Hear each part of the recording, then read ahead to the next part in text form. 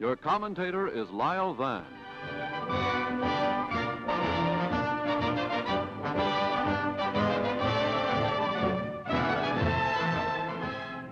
The most effective United States carrier-borne Air Armada ever sent into action prepares a surprise blow against the powerful Japanese naval base at Truk.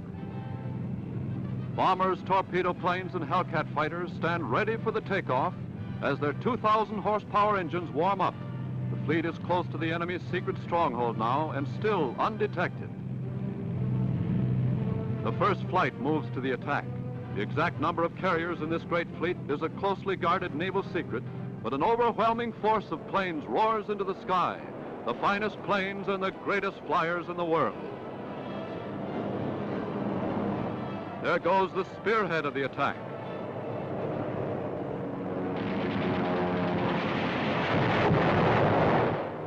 The defending Japs are stunned by the suddenness of the first blow delivered with crushing force on the heart of the great fortress in mid-Pacific.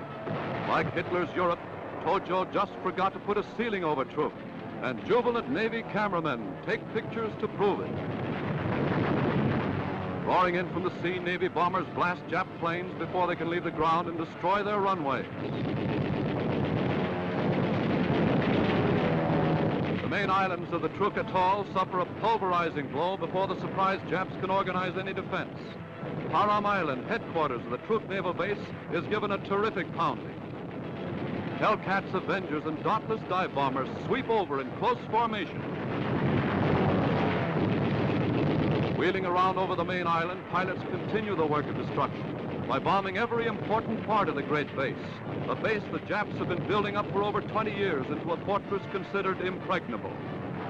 Ground installations, oil and ammunition dumps, flying fields, all are hit again and again. Wherever reconnaissance has shown anything of value to the enemy, Navy bombers place their explosives where they'll do the most good. Every fortified island in the Truk Atoll is given a thorough blasting by a sky armada of overwhelming force that hits the Japs like a bolt from the blue.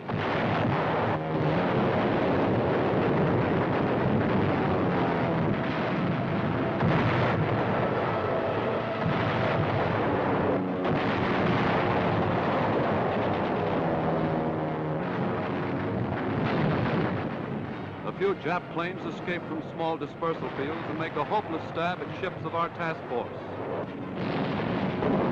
Expecting attack, men and ships are ready.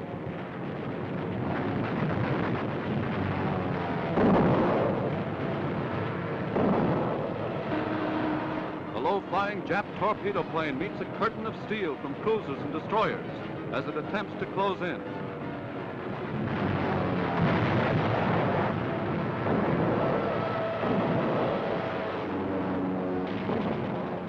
The Jap dive bomber tries to break through the barrage.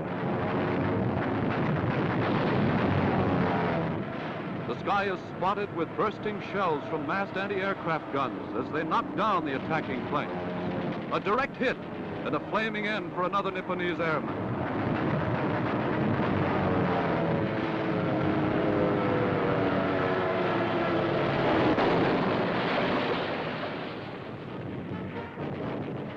Somber palls of smoke rise from the sea to mark the doom of Jap planes shot from the sky.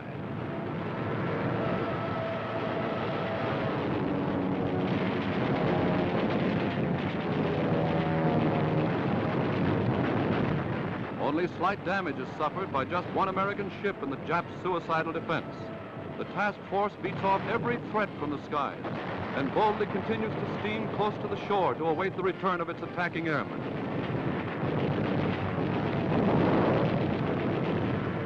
Over the Truk Lagoon, trigger-happy Navy airmen have a field day.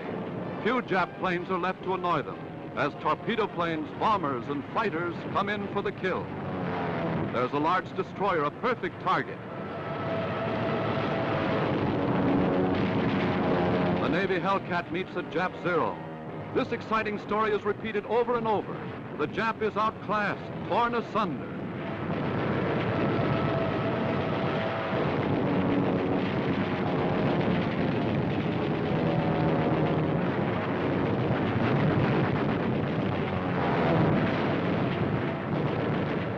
Out of the sky they roar with wing cannon blazing, tearing into ships of every description. Ships that the hard-pressed Japs can ill afford to lose. 19 ships in all are positively sunk, with additional ships probably sent to the bottom.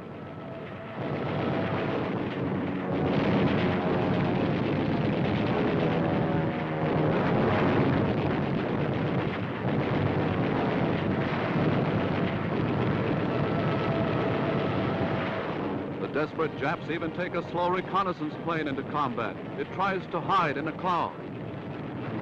The Zero tangles with another Hellcat, and this is how 200 Jap planes are destroyed, with only 17 planes lost by the Yanks. Slow-moving freighters in the harbor of Truk are helpless. Faster vessels pour on the coal in futile efforts to escape. Here's a Jap destroyer turning sharp at full speed to avoid a bomb.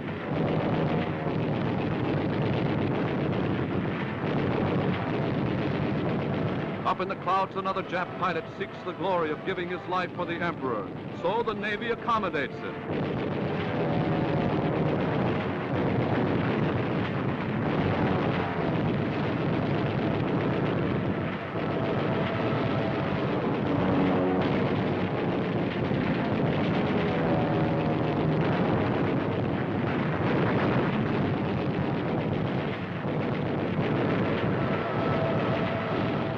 The camera plane drives on another vessel trying to get away. Ship after ship is pounded by explosive shells poured into them in fiery streams of destruction. The big Jap destroyer speeds across the lagoon trying to reach the open sea. A transport gets a direct hit.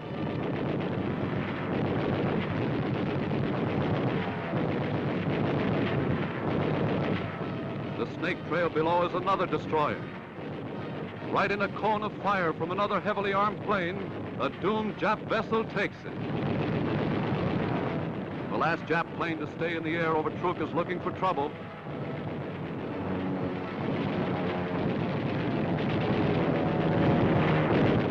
Our intrepid airmen continue the element of surprise and advantage. They deliver the fatal knockout as the two-day assault on Truk nears an end.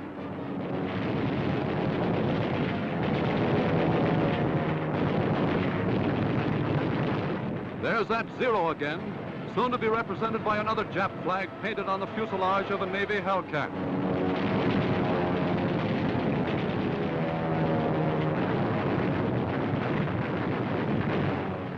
The historic raid on the Jap Pearl Harbor writes finish to Truk as a mid-Pacific enemy base, a crushing defeat so successful that high-ranking Jap officers are ousted by the Nippon High Command.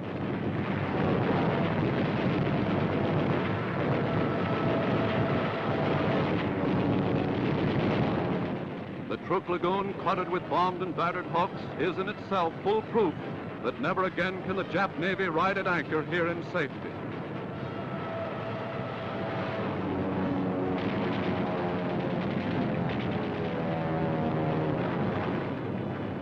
The order is heard, return to carriers.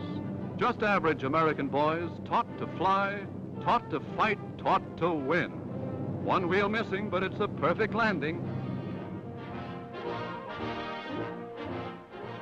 The wounded are hurriedly taken to the sick bay below, where they receive instant attention. Heroes who will live to fight again.